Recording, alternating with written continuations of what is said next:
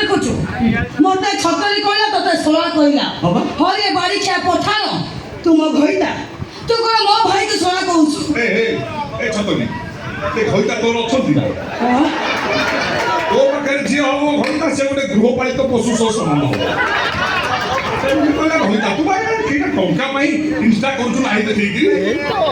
ପାଠ ପଢଉଛୁ ତୁ ସାହୁ ଭାଉଜକୁ ଟପି ଯାଉଛୁ ଲଜ୍ଜା ନାହିଁ ଦେଖ ପେଣ୍ଡାଲ ଉପରେ ଯାହା କରୁଛୁ ତୁ ଯାଇ ବାଥରୁମରେ କରୁଛୁ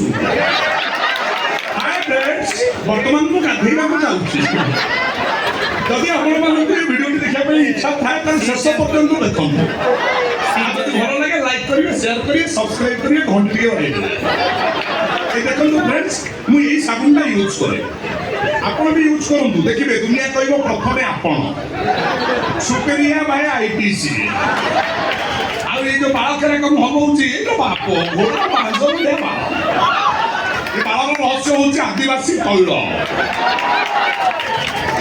ସେଇଟା ଟଙ୍କା ପାଇଁ ଯିଏ ନିଜର ଉଲଗ୍ନ ଶରୀରକୁ ୟୁଟ୍ୟୁବରେ ସୋସିଆଲ ମିଡିଆରେ ଛାଡ଼ି ଭାଇରାଲ ହବାକୁ ଚେଷ୍ଟା କରେ ତାକୁ କ'ଣ କୁହାଯାଏ ଜାଣିଛୁ କଣ କୁହାଯାଏ ସେଇଥିପାଇଁ ପରା ମୋର ବହୁତ ଡିମାଣ୍ଡ କାହିଁକି ନା ମୁଁ ୟୁଟ୍ୟୁବ କୁଇନ୍ ନା ତୁ କ'ଣ କହିବୁ ତୁ ଜାଣିପାରିଲୁ କେମିତି ସବୁ ପାଠ ଦବା ହଁ କହିଲେ ମାଡ଼ି ବସିବୁ ତୁ ନେଉଳି ଚିହ୍ନିଛୁ ମତେ ତତେ କ'ଣ କୁହାଯିବ ତୁ ଜାଣିଛୁ କହିବି ତତେ କୁହାଯିବ ଦାରିଆଳି ଆରୁଆଳି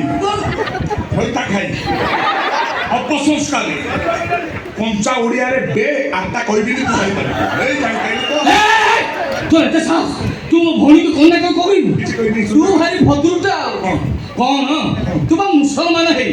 ବ୍ରାହ୍ମଣ ଘରେ ରହି ବ୍ରାହ୍ମଣ ଝିଅର